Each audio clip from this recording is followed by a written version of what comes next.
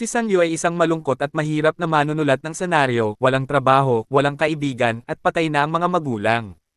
Gayunpaman, ang kanyang pangunahing problema ay hindi siya nakakatulog ng mahigit kalahating taon dahil sa tuwing susubukan niya, isang demonyo ang lumalabas sa kanyang panaginip at ginagawang marahas na bangungot ang lahat.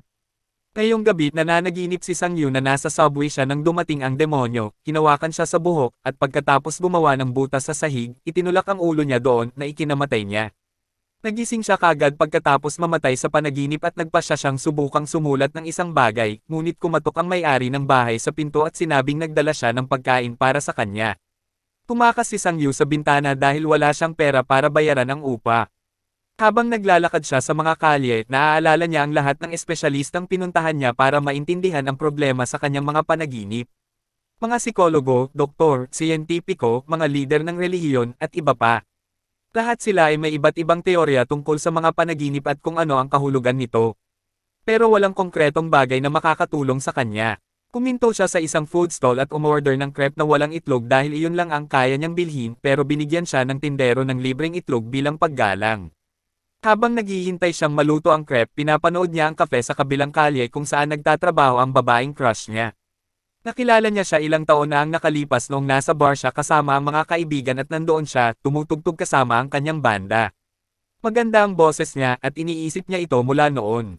Naluto na ang order niyang crepe, umupo si Sang Yu para kumain ngunit nagulat siya nang dumating si San, ang kanyang manager. Tumakbo si Sang Yu at nabitawan niya ang crepe sa daan pero mahina siya kaya hindi siya nakalayo. Inabol siya ni San at dinala sa isang restaurant kung saan pinilit niyang panoorin siya ni Sang Yu habang kumakain, habang pinapagalitan siya dahil hindi niya natupad ang kontrata at hindi niya naibigay ang script sa tamang oras. Sinusubukan ni Sang Yu na ipaliwanag na hindi siya makapag-concentrate o makasulat dahil sa kanyang insomnia, pero hindi nakikinig si San at hinihiling na matapos ang script sa loob ng 10 araw. Pagkatapos nito, bumalik si Sang Yu sa kanyang apartment at natuklasan na nakalock ito at lahat ng kanyang gamit ay nasa pasilyo.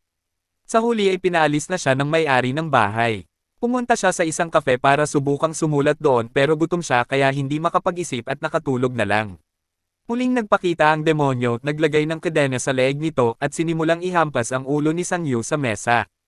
Muli, nagigising siya sa umaga pagkatapos mamatay sa panaginip at natuklasan na ninakaw ang kanyang laptop. Nang wala na ang kanyang kasangkapan sa trabaho at nagsimula ng malito sa pagitan ng bangungot at katotohanan, nagpadala si Sang Yu ng mensahe kay San, sinasabing magpapakamatay siya upang makasama ang kanyang mga magulang. Pinili niya ang bubong ng gusali sa tapat ng kafe at pinanood siya nito habang umaakyat sa gilid at handang tumalon. Pero pinigilan siya nang nagbebenta ng crepe, inaalok siya ng libreng pagkain. Umakyat ang lalaki sa bubong at habang kumakain si Sang Yu, kinausap niya ito tungkol sa iba't ibang pananaw ng mga tao sa kamatayan at panaginip. Dumating siya sa isang simpleng conclusion. Kapag may mga bangungot si Sang Yu, dapat niyang sabihin sa sarili, nananaginip ako, para mas mabilis siyang makalabas sa mga ito. Nananatili si Sang Yu sa bubong hanggang sa paglubog ng araw. Pagkatapos ibinenta niya ang kanyang cellphone para magkaroon ng pera at makabili ng pagkain. Pumunta siya sa isang convenience store kung saan pinag-isipan niyang magnakaw ng ilang bagay ngunit nagbago ang isip niya nang mapagtanto niyang may nagmamasid sa kanya. Kinakain niya ang binili niya sa labas ng tindahan at nagulat nang biglang lumitaw si Ruer na nagpakita ng pag-aalala para sa kanya. Tila napakaganda nito para maging totoo at dinagtagal ay natuklasan ni Sang Yu na si Ruer pala ang demonyong nagsimulang itulak siya sa salamin para makita siya ng empleyado ng tindahan. Mukhang panic attack ito. Tinawakan ng demonyo si Sang Yu at habang sinasaksak siya ng espada nito, itinapon siya sa bintana. Tinawakan ni Sang Yu ang espada, naalala ang payo ng nagbebenta ng crepe at sinabi sa sarili, nananaginip ako, na nagbigay daan sa kanya upang magising habang bumabagsak. Sa totoong buhay, lumilipad din siya sa basag na salamin ngunit kahit hindi siya nasaksak, misteryosong natagpuan niya ang espada ng demonyo sa kanyang mga kamay. Tumakas siya bago dumating ang ambulansya na tinawag ng empleyado at nagpalipas ng gabi sa parke, sinuri ang espada at siniguradong hindi na naman siya nananaginip. Sa umaga pumunta siya sa flea market para ibenta ito pero dahil sa pagkasabik ng bibili, napagtanto niya na may hawak siyang mahalagang bagay. Kaya nagpa siyang pumunta sa isang pawn shop kung saan natanggap niya ang tunay na halaga ng espada na 20,000. Bumibili siya ng bagong computer, kumain sa isang mamahaling restaurant at tumuloy sa isang marangyang hotel. Nang paggabi na, uminom siya ng pampatulog at naghihintay na magsimula ang karaniwang panaginip. Nangyayari rin ang panaginip sa hotel kaya lumabas siya ng kwarto at ginalugad ang pasilyo. Kinuha niya ang isang plorera at sinabing, nananaginip ako pero walang nangyari. Nagpasya siyang mag-usi sa pa ng kaunti. Sa sandaling iyon lumitaw ang demonyo, hinahabol siya gamit ang isang higanteng gintong palakol. Sinaksak siya ng demonyo gamit ang sandata na nagdulot ng ilang pinsala. Pero pagkatapos ng ilang suntok, nagawang makuha ni Sang Yu ang palakol at sinabing, nananaginip ako. Muli, nagising siya na hawak ang sandata at walang anumang pinsala. Ang palakol ay ibinenta sa parehong pawnshop at ang pera ay agad na ginastos muli. Bumili si Sang Yu ng mga mamahaling damit, isang bagong kotse, at nagpalipas ng gabi sa pag-inom kasama ang ilang babae sa isang bar. Bumalik siya sa hotel pero hindi pinapasok ang mga kasama niya. Binigyan lang ng pera ang mga ito. Sa pagkakataong ito, susubukan niya ang isang bagong paraan. Tinitingnan niya ang mga larawan ng isang malaking museo sa isang libro bago siya makatulog, at gumagana ang naisip niya dahil naganap ang panaginip sa eksaktong lokasyon mula sa mga larawan.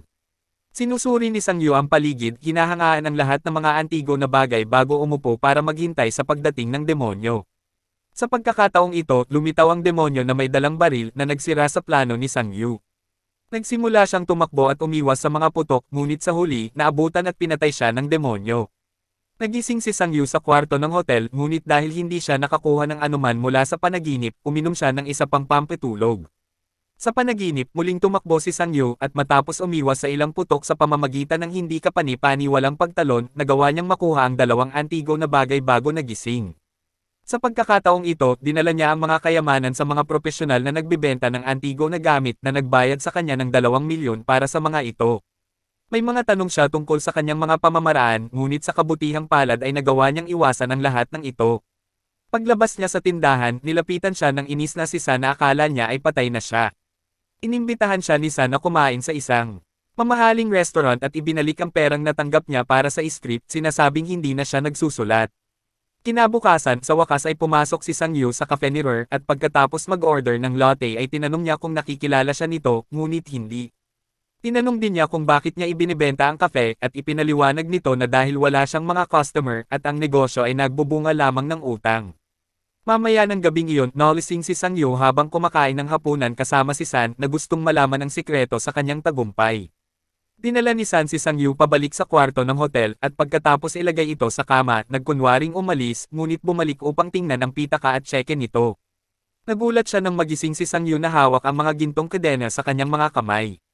Ngayong alam na niya ang lihim, nagmamakaawa si San na gawin siyang kasosyo sa bagong negosyong ito, isang bagay na pinag-isipan sandali ni Sang Yu. Kinabukasan, binili ni Sang Yu ang kafe ni Rer at sinabi sa kanya na gusto pa rin niyang siya ang mamahala nito. Maaari nilang paghatian ang kita pero siya ang sisigot sa mga pagkalugi. Upang maipakita ang kanyang pasasalamat, inanyayahan siya ni Rer na kumain sa hapunan.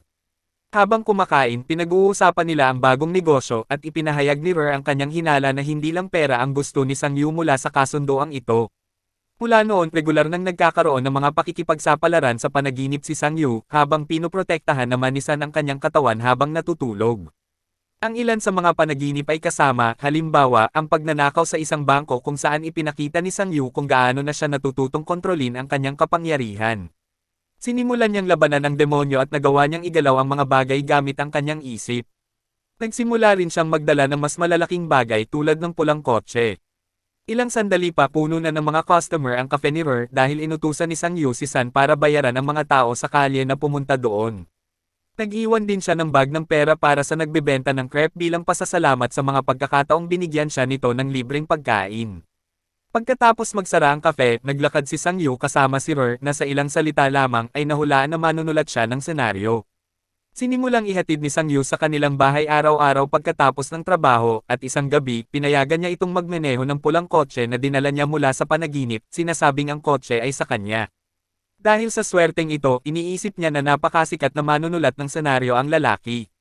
Habang nagmamaneho siya sa gabi, naaalala ni Sang Yu ang araw na nakilala niya siya. Pagkatapos ng kanyang konsyerto, nakita niya itong umiiyak matapos mag-away sa kanyang dating kasintahan. Pagkatapos noon, ilang beses siyang sumunod sa kanya sa sine. Nagpasya si Sang Yu na isama siya sa sinehan sa kasalukuyan at tinanggap naman ito ni Rer. Pero dahil dito, nagtataka siya kung kailan nila mapapanood ang isang pelikulang sinulat niya. Dahil ayaw mahuli sa kanyang kasinungalingan, sumulat si Sang Yu ng totoong script at ibinigay ito kay San para basahin habang siya ay nananaginip. Dahil laging nasa isip niya si Roar na naginip si Sangyu na nasa kama siya kasama ang ilang kopya niya na nagpagising sa kanya ng mabilis. Pagkagising niya, nakita niyang umiiyak si San dahil sa pagiging kahanga-hanga ng script. Nagsisimula ng magkaroon ng hugis ang kanilang plano. Ibinente nila ang script sa isang kumpanya ng produksyon ng pelikula, nag-aalok ng sarili nilang pera para kumuha ng pinakamalalaking bituin at lumikha ng malaking tagumpay. Nag-organisa pa nga sila ng espesyal na hapunan para magdiwang at si Sangyu naman ang nagdala kay Per bilang date niya. Mayroon pang ang espesyal na presentasyon tungkol sa kanyang karera na gawa-gawa lumamang na nagsasabing marami siyang sinulat na matagumpay na pelikula ngunit hindi kailanman naghangad ng pagkilala dahil mas gusto niyang maglakbay at makita ang mundo. Ilang araw pagkatapos, sa panaginip na tuklasan ni Sangyu ang isang kakaibang bagay. Ang katawan ng isang mongheng nagmumuni-muni. Nang subukan niyang kunin ang sinturon ng monghe, naglaho ang kanyang kamay, hindi siya sumuko, at nang muling tumubo ang kanyang kamay, sinubukan niya ulit. Pagkaalis ng sinturon, lumipat ang monghe para hawakan ang kanyang dibdib gamit ang dalawang usok na daliri, ngunit tila hindi masyadong nag-aalala si Sangyu. Hindi lumitaw ang karaniwang demonyo at parehong naglaho ang kayamanan at ang monghe. Isang gabi, dinala ni Sangyu si Roar sa bubungan kung saan halos nagpakamatay siya at ipinakita sa kanya ang isang palabas ng paputok na espesyal na inihanda para sa kanya. Nang tanungin niya kung mawawala ba siya ng kasing bigla ng paglitaw niya, nangako siya na hindi niya kailanman iiwan ang dalaga. Pagkatapos pumunta sila sa apartment niya at habang nagre-refresh si Roar sa banyo, nagre-rehearse si Sangyu ng posibleng pag-amin. Gayunpaman, napagtanto niya na kailangan niyang umalis dahil biglang may tumama sa kanyang dibdib. Kapag tumitingin siya sa salamin, nakikita niya ang dalawang itim na marka sa kanyang balat na nag-uusok. Pagdating sa bahay, hindi niya pinansin ang party na ginaganap ni San kasama ang ilang babae at dumiretso sa kama. Naghanda si San para kolektahin ang kayamanan sa gabi, ngunit sinabi ni Sangyu sa kanya na hindi na kailangan sa pagkakataong ito. Matutulog siyang mag-isa. Sa kanyang mga panaginip, natatagpuan niya ang sarili sa isang mataas at walang laman na gusali kung saan naghihintay sa kanya ang isang misteryosong figure sa balkonahe. Lumapit si Sangyu at natuklasan na ito ay mas lumang bersyon niya na ngayon ay nagkakabagsak. Pagkagising niya, may nakita siyang bagong peklat sa balikat niya at habang lumilipas ang oras, lumilitaw ang iba pang mga peklat sa mga lugar kung saan siya nasugatan ng demonyo sa mga nakaraang panaginip. Kinabukasan, pumunta siya para hanapin ang nagbebenta ng crepe para humingi ng karagdagang payo, ngunit habang malapit na siya sa kanyang pupuntahan, may isang van na huminto sa tabi niya at kinidnap siya. Nang sa wakas ay alisin ang bag sa kanyang ulo, napagtanto ni Sangyu na nasa isang abandonadong gusali siya, napapaligiran ng isang grupo ng mga kriminal na pinamumunuan ni Kang. Sinabi ni Sangyu na babayaran niya kung ano man ang hilingin nila at pagkatapos magkasundo sa 10 milyon, tinawagan niya si San para dalhin ang pera. Pagdating ni San, kinuha ng mga tauhan ni Kang ang pera at kinuha rin si San, na ginamit ni Kang bilang bihag para makipagnegosasyon. Sa kawalan ng ibang pagpipilian, dinala ni Sangyu ang buong grupo sa kanyang apartment, kasama ang isang walang malay na buhangin, at ipinakita sa kanila ang lihim na silid kung saan niya itinago ang kanyang mga antigo na gamit. Samantala, sinubukan ni Kang na ipagtapat ni Sangyu kung paano niya nakuha ang mga bihirang bagay na iyon. May dumating sa gusali para makita siya. Ipinaalam sa kanya ng resepsyonista ang pagdating nito sa pamamagitan ng intercom at sa sandaling iyon ay nakipaghiwalay si Sangyu kay Roar para umalis ito at maging ligtas. Nang makita kung gaano siya kalungkot, binanggit ng receptionist na sa hindi malamang dahilan, bukas pa rin ang pinto ng apartment ni Sangyu at pinayagan siyang umakyat. Pagkalabas ni Roar sa elevator, isa sa mga tawag ang nakahuli sa kanya at dinala sa parehong lugar kung saan nakakulong si Sangyu. Sinimulang inisinikang si Sangyu. Sinisikap na sirain siya sa pagsasabing nagsisinungaling si Sangyu sa kanya. Ito ang nagdulot ng pagkadismaya sa isa pang tawag na naniniwalang naroon lamang sila para sa pera. Bilang parusa sa kanyang pagiging padalos-dalos, isinuot ni Kang ang gintong brass knuckles at binugbog ang lalaki habang lihim na nagsimulang magising si San. Nang patungo si Kang kay Roar, sinipa niya ito para ipagtanggol ang sarili at sinamantala ni San ang pagkakataong atakihin ang lalaking humahawak sa kanya gamit ang isang florera. Kinagat ni Sangyu ang tawag na humahawak sa kanya at nakatakas ngunit bago pa man siya nasaksak. Tumakas silang tatlo habang pinaputukan ni Kang ang tawag na kanyang binugbog, ngunit halos hindi na makalakad si Sangyu dahil sa kanyang mga sugat. Naabutan sila ng mga lalaki sa hagdan at isa sa kanila ang sumaksak muli kay Sangyu. Sinakripisyo ni San ang sarili sa pamamagitan ng pagtigil at pag-abala sa mga tawag habang nakatakas sina Sangyu at Roar. Hindi kayang harapin ng isang normal na lalaki ang dalawang lalaki at si San ay nabugbog hanggang mamatay. Isa sa mga tawag ang nakakuha kay Sangyu at Roar pangalawang palapag, pinagpapalo silang dalawa at pinagbabato-bato. Kahit natusok ni Sang Yu sa likod gamit ang isang punyal, pareho silang nawala ng malay. Biglang napunta si Sang Yu sa mahiwagang mga guho, natatakpan ng itim na sangkap na nawawala kapag nagsimula siyang gumalaw. Pagkatapos galugarin ang lugar, hinawakan niya ang isang nagniningning na arko ng pinto at nagsimulang makita ang mga eksena mula sa kanyang buhay sa mga nakaraang buwan, kabilang ang tunay na buhay at mga panaginip, at maging ang isang bersyon ng kanyang sarili na sinasakay sa ambulansya noong gabi ng insidente sa convenience store. Kapag natapos ang panaginip, naglakad siya patungo sa isang lugar na may malaking pader na salamin at sinimulang hampasin ito habang paulit-ulit na sinasabi, na naginip ako, ilang beses hanggang sa mahimatay siya dahil sa pagkawala ng dugo. Biglang nagbago ang kanyang katawan at napagtanto ni Sang Yu na nagiging demonyo siya. Sa paglitaw ng isang itak sa kanyang kamay, sinimulan niyang basagin ang salaming pader. Nang tuluyang masira ang pader, lumitaw ang demonyo sa sala ni Sang Yu kung saan nagigising din ang kanyang katawan. Pinagpapatay ng demonyo ang lahat ng mga tao ng walang pag-aalinlangan, pinapalabas nito ang kakaibang baril upang gamitin king kailangan. Pagkatapos kinabol nito si Sang Yu, handang patayin din siya. Pero bumubulong si Sang Yu, nananaginip ako, at lahat ng antigo na bagay na dinala niya mula sa mga panaginip ay nagsisimulang mawala, kapwa sa kanyang apartment at sa mga koleksyon ng mayayaman. Nawalan muli ng malay si Sang Yu, at nang magising siya, nakita niya ang sarili niya na bumalik sa gabi sa harap ng convenience store. Nahanap siya ni Rer, nakilala siya mula sa kanyang konsyerto, at dahil naawa sa kanya, dinala siya sa kanyang bahay upang bigyan ng tunay na pagkain. Habang kumakain siya ng sopas na pansit, binanggit niya na nabasa niya ang isang kwento nito sa isang magazine at nagustuhan niya ito ng husto, kahit na sa tingin niya ay kailangan nito ng kaunting swerte para magtagumpay. Samantala, inalok niya ito ng trabaho sa kanyang kafe na nagpabagsak kay Sang Yu at nagsimulang umiyak. Ipinagtapat niya sa lahat ng nagdaang panahon, alam ni Rer na pinapanood niya nito. Ilang sandali pa, habang nagtatrabaho sila sa kafe, binigyan ni Rer si Sang Yu ng regalo, isang bagong laptop para makasulat siya. Mamaya, nakipagkita si Sang Yu kay San sa isang restaurant para ibalik ang pera, sinasabing hindi siya makasulat ng may komisyon at gusto lang niyang isulat ang tunay niyang gusto. Hindi lang tinanggihan ni San ang pera kundi nagbigay pa siya ng mas marami kay Sang Yu dahil nagawa niyang maibenta ang isa sa kanyang lumang script. Para ipagdiwang, sa pagkakataong ito, si Sang Yu ang magbabayad ng bill. Maraming araw ang lumipas at ngayon ay nasiyahan na sa kanyang buhay, pumunta si Sang Yu sa nagbebenta ng crepe upang umorder ng pagkain. Sinamantala ng lalaki ang pagkakataong ibalik ang kanyang pera at ipinakita sa kanya ang isang peklat sa kanyang tiyan, sinasabing siya rin ay may parehong kapangyarihan at natutunan na mas mabuti ang isang mapagpakumbabang buhay. Habang nakikinig si Sang Yu sa kwento, lumitaw sa likod niya ang mga guho mula sa huling panaginip, na nagpapakita na ang bagong demonyo na pumatay sa mga tao ay sumusunod sa kanya mula nang muli siyang lumitaw sa convenience store.